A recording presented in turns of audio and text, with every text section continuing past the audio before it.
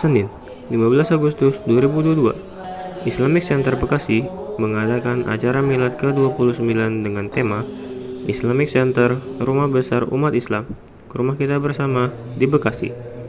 Acara ini dihadiri Ketua Pembina Yayasan Nurul Islam, Dewan Pembina Yayasan Islamic Center Bekasi, Ketua Dewan Pengurus Yayasan Islamic Center Bekasi, Kepala Kantor Kementerian Agama beserta jajaran tamu undangan.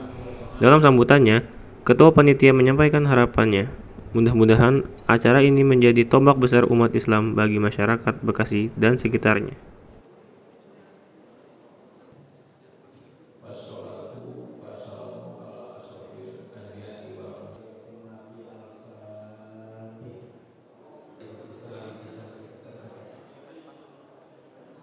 Bismillahirrahmanirrahim. Assalamualaikum warahmatullahi wabarakatuh.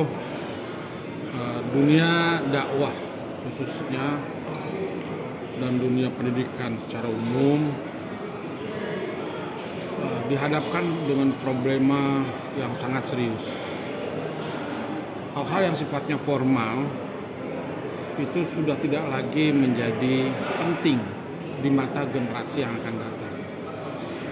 Generasi Z atau generasi Alpha bahkan yang lahir tahun 2010 ke atas sana nanti adalah generasi yang tidak lagi disekat oleh sekatan-sekatan teritorial, sekatan-sekatan primordial, sekatan-sekatan, bahkan ada yang mengatakan tidak lagi disekat dengan sekatan-sekatan keyakinan. Karena betul-betul sudah mengglobal.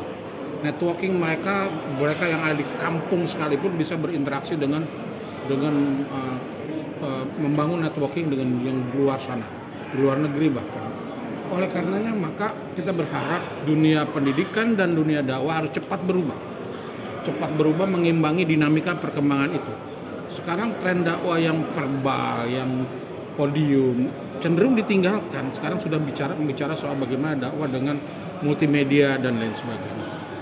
Dakwah yang pendidikan yang menggunakan alat-alat yang statis, yang statis dan black and white seperti buku itu juga ditinggalkan karena anak-anak sudah dibentuk dengan bacaan-bacaan yang movable, yang interesting, yang ada di media-media di tangan mereka.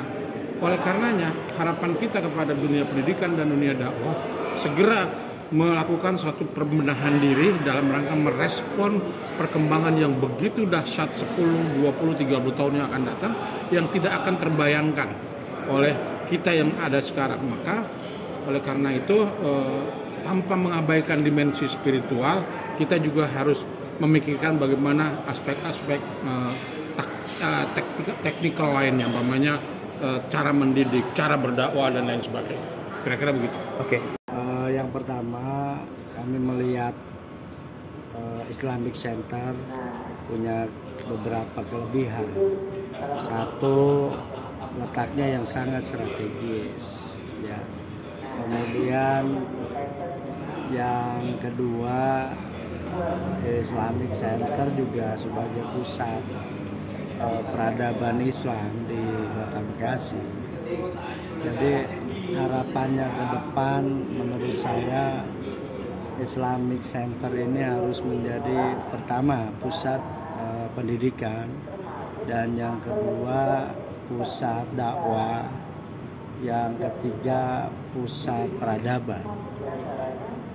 Dan ini saya yakin dengan digitalisasi sistem yang harus dikembangkan oleh Islamic Center, ini akan bisa menarik generasi milenial ataupun generasi Z ke depan, ya, sehingga pola pendidikan dan pola dakwah yang harus dipersiapkan oleh Islamic Center ini semuanya harus berbasis digital, ya. Jadi sistem pendidikan secara online, secara daring ini tampaknya lebih tepat dikembangkan karena generasi milenial itu generasi yang kelihatannya ogah keluar kamar.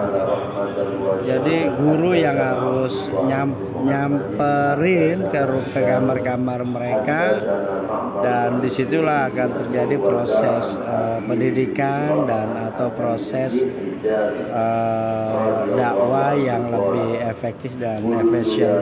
Jadi sekali lagi tantangan dan sekaligus harapan kami terhadap Islamic Center yang punya kelebihan dari letaknya yang begitu strategis, ya, jadi bisa mengembangkan konsep dakwah, konsep pendidikan yang sesuai dengan perkembangan zaman dan juga tuntutan generasi milenial, ya, juga generasi Z.